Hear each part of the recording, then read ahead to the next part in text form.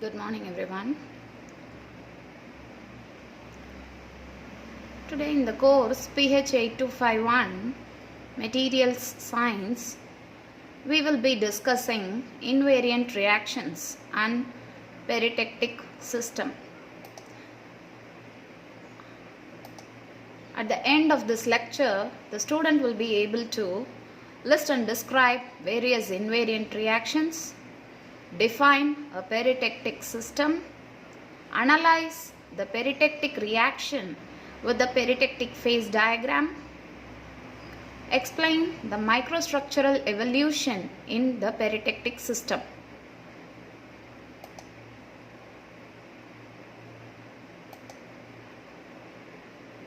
Invariant reaction. What do we mean by invariant reaction?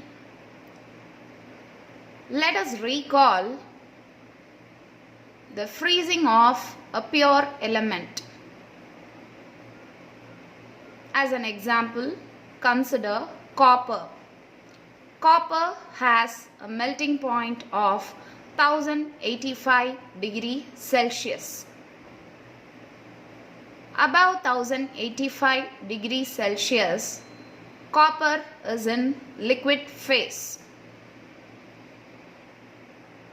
On cooling to 1085 degrees Celsius, there is a phase transformation from liquid phase to pure solid phase.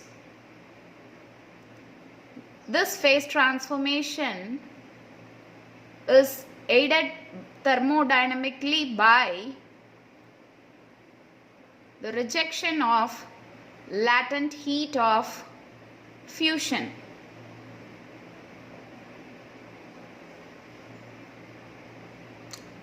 This is true for all metals or all pure elements.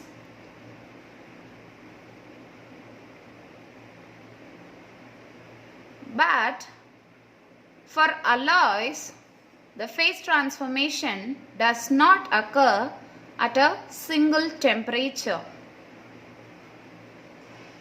While cooling, the freezing, that is phase transformation from liquid to solid phase, occurs over a range of temperatures called as the freezing range of the alloy.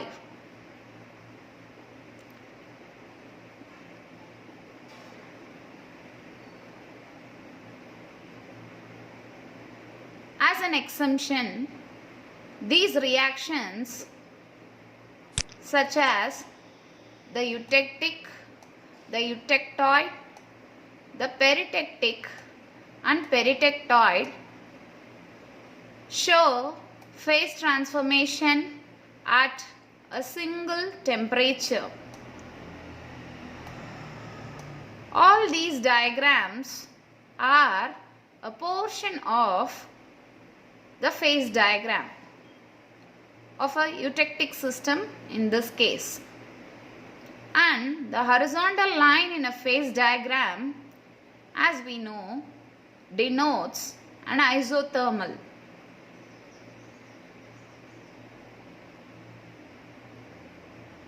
So in a eutectic reaction, the liquid on cooling below the eutectic point gets transformed into two solid phases, alpha plus beta. Such a transformation, which occurs at a single temperature for a particular composition of the alloy, is called as an invariant reaction. And if the invariant reaction is such that upon cooling a liquid phase is transformed simultaneously to form two solid phases, then such a reaction is known as eutectic reaction. If a solid phase on cooling yields simultaneous formation of two different solid phases. In this case, the gamma phase on cooling results in formation of alpha plus beta phase. Such a reaction is known as eutectoid reaction.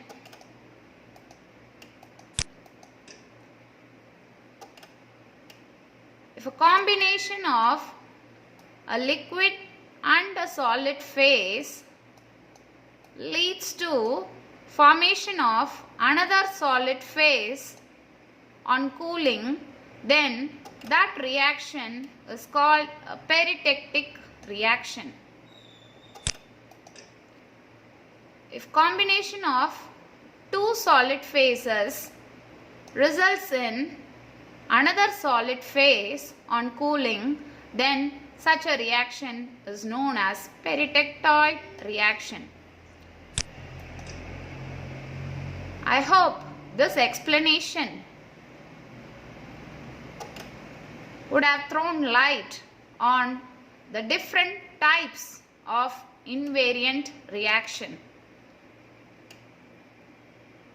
Furthermore, the name invariant is derived from the fact that the temperature as well as composition remains invariant during the transformation in each of the reactions.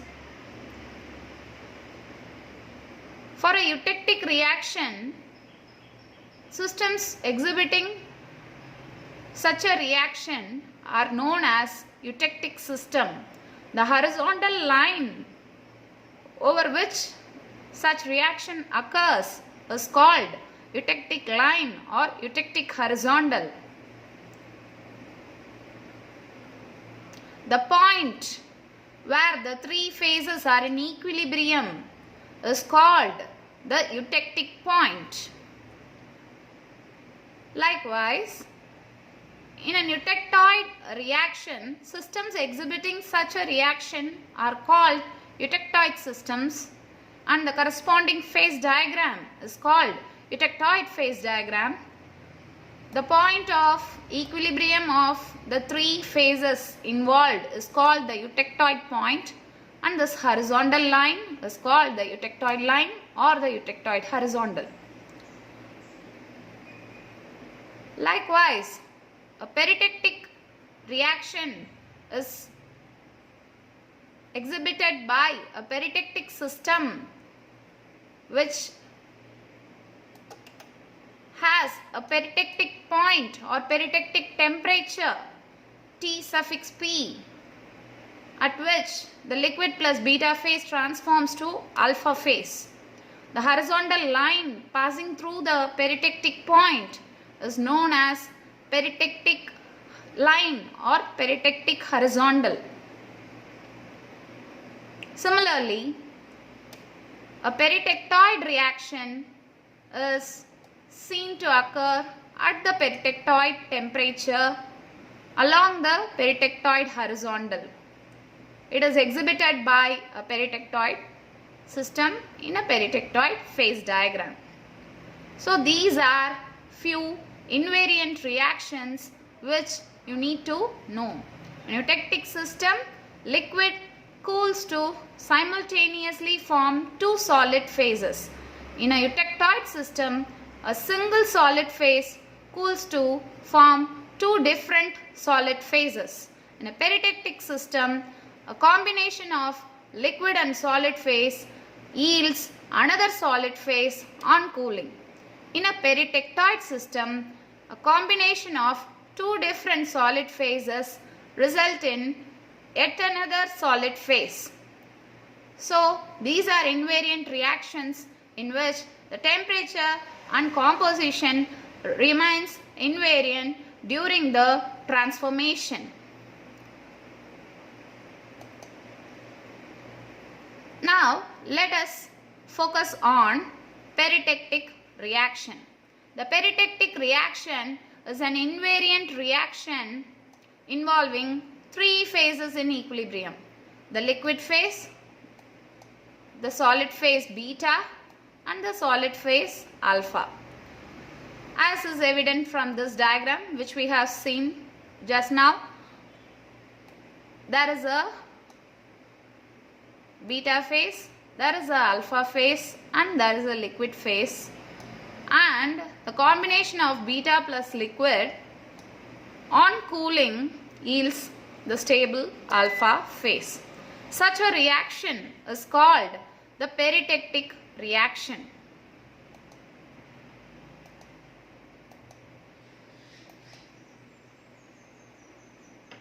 So this shows the microstructure of the peritectic reaction or peritectic freezing. The beta plus L present on cooling below the peritectic temperature Tp, there is nucleation of alpha phase surrounding the beta particles. And remember, the two reactants, the beta and the liquid, should transform to the product, the alpha phase. But a crust of alpha is formed over the inner beta phase. So the elements in the beta phase should diffuse through the alpha crust to reach the liquid for the reaction to continue.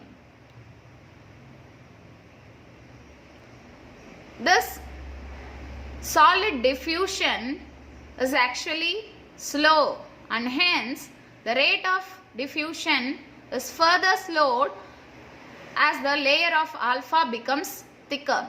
Only under controlled cooling we can get a stable alpha phase like this. Otherwise, there may be formation of a cored segregate with the core as beta, surrounding which an alpha layer is formed. So the alpha phase surrounds the solid beta particles on cooling. The beta atoms must diffuse through the alpha crust for the reaction to continue. Only if the beta and liquid together they form alpha. That's why the beta atoms must diffuse through the alpha layer. From the beta layer, the beta atoms should diffuse through the alpha layer in order for the peritectic reaction to continue. Diffusion through the solid phase is slower than that in liquid. The peritectic reaction, as it continues, what happens? The alpha layer gets thicker and thicker. This further slows down the reaction. So only under controlled cooling rate we will have a single alpha phase. Otherwise, a cored segregate of structures will result.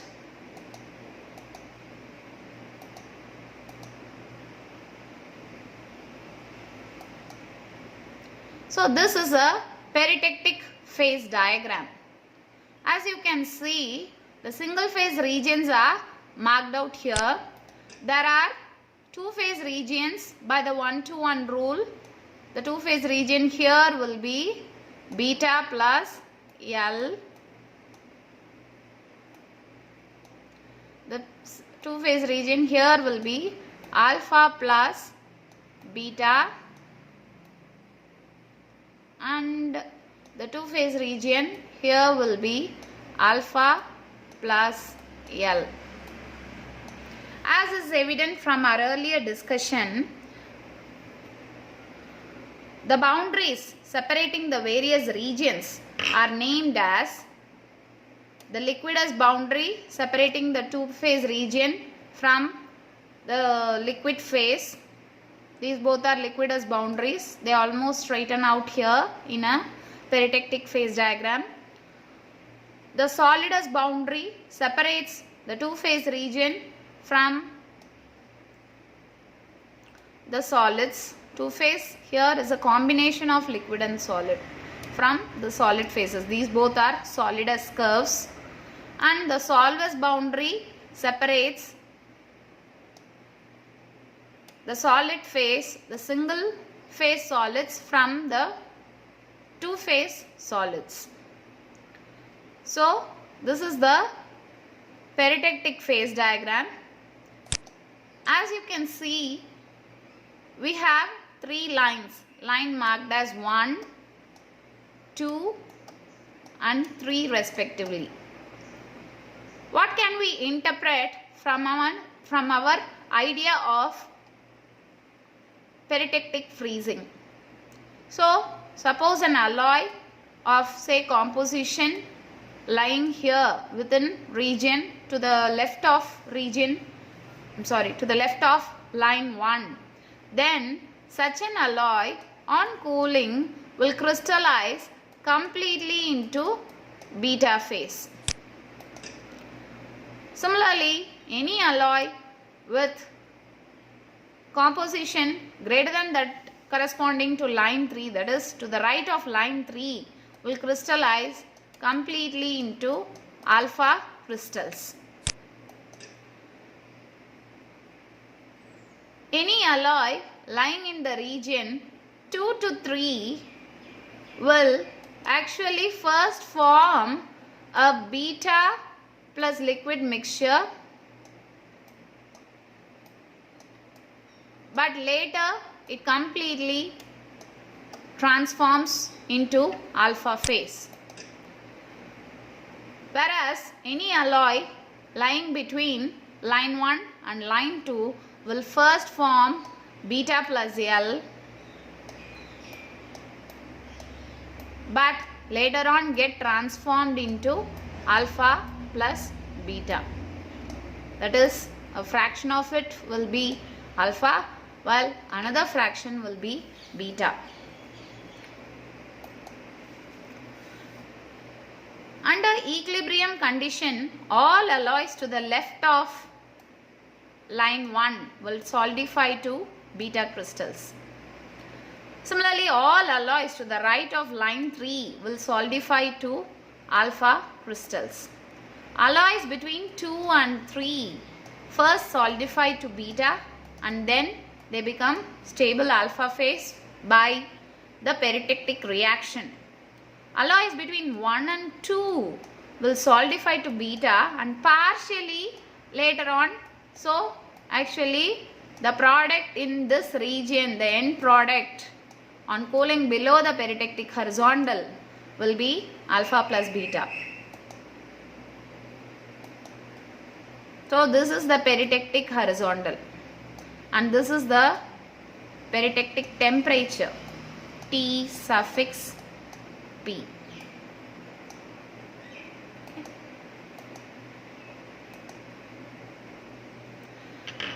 So this shows the microstructure evolution for an alloy, say alloy 1 having a composition lying between line 2 and line 3 in our previous diagram.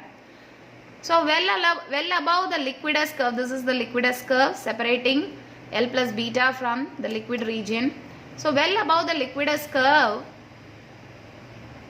the alloy is completely in liquid phase.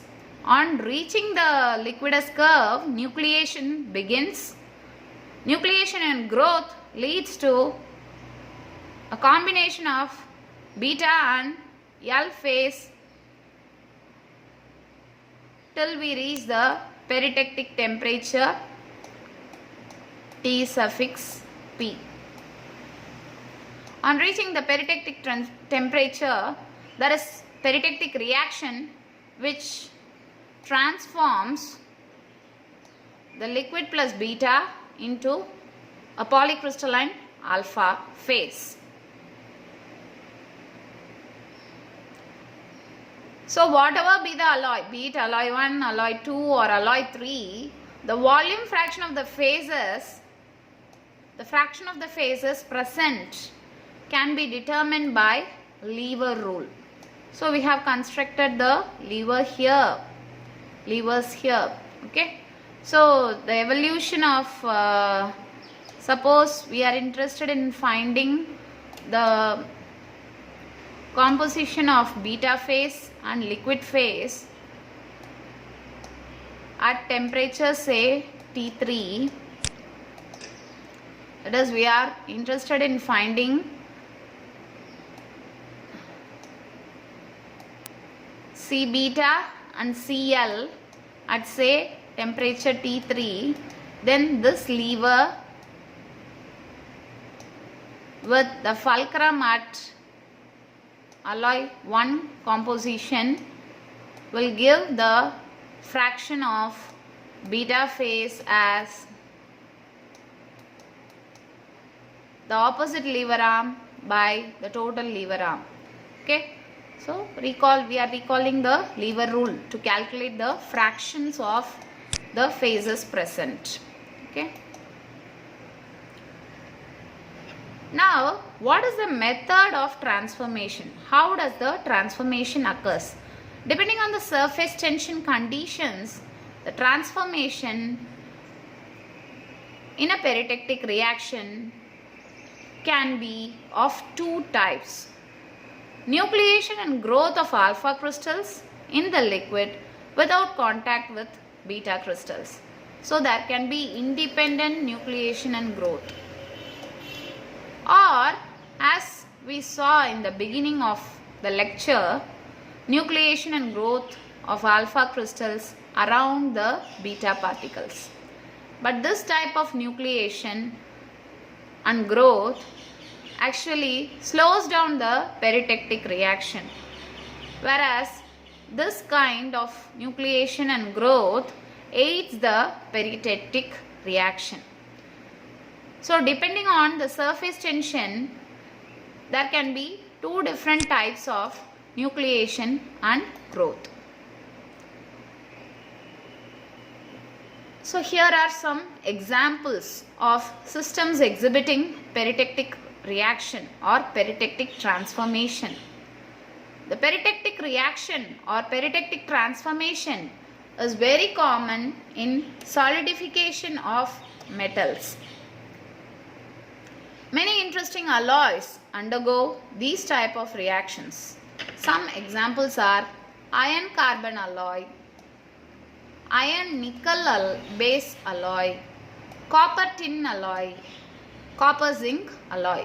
These are some examples for peritectic reaction.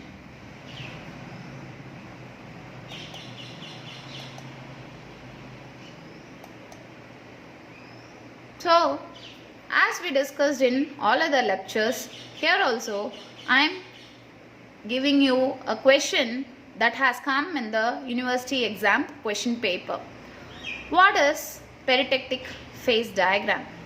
Explain in detail the different phases in a peritectic phase diagram. So, as the question is a 16-mark question, I am also providing you with a rubric for your assignment, which may be similar to a blueprint given to the examiner or evaluator for evaluating your answers. So, a 4-mark is allotted for defining the peritectic reaction with suitable example. So, you can mention any one of the example, lead tin alloy, copper tin alloy or copper zinc alloy. And then the peritectic phase diagram.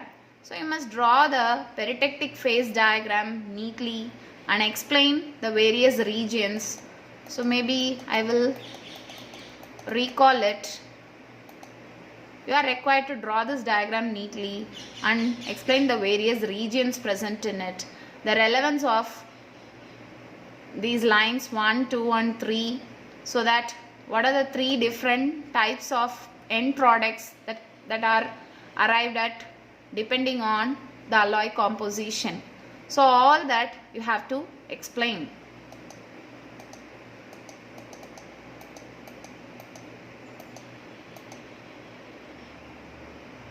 So, that will carry a solid 6 marks. Microstructure evolution.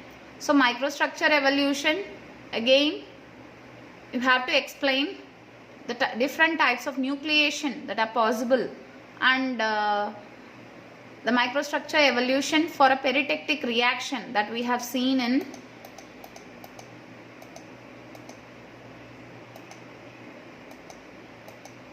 this diagram. You can see that an alloy, say example alloy 1, is completely in liquid phase, then there is nucleation and growth of beta particles, and on reaching the peritectic temperature Tp, there is a complete phase transformation to the stable alpha phase.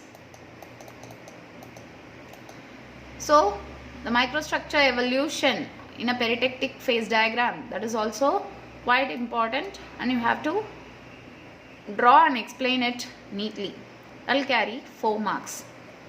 What are the two different kinds of nucleation or solidification possible? For this, I will take you back to this slide. I have mentioned the nucleation and growth can be either independent alpha crystal nucleation without any contact with beta, or over the beta phase. Okay. And what is the significance of such nucleation? I mentioned it during the lecture. So you must be able to interpret it properly. So the purpose of this rubric is for you to analyze and present your answers so that you are presenting maximum information in a precise and clear way. At the end of this lecture, you must be able to define a peritectic reaction, list out and describe various invariant reactions, draw and illustrate with proper explanation the peritectic phase diagram, and describe the microstructure evolution in a peritectic system. Hope the lecture was useful to you. If there are any doubts, you can revert back through the discussion forum.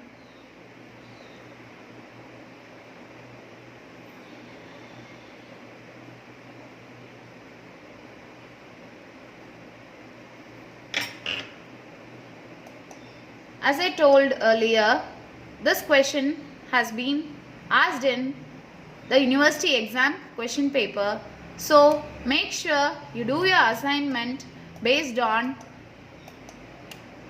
the rubric provided, and wish you all the best. Thank you.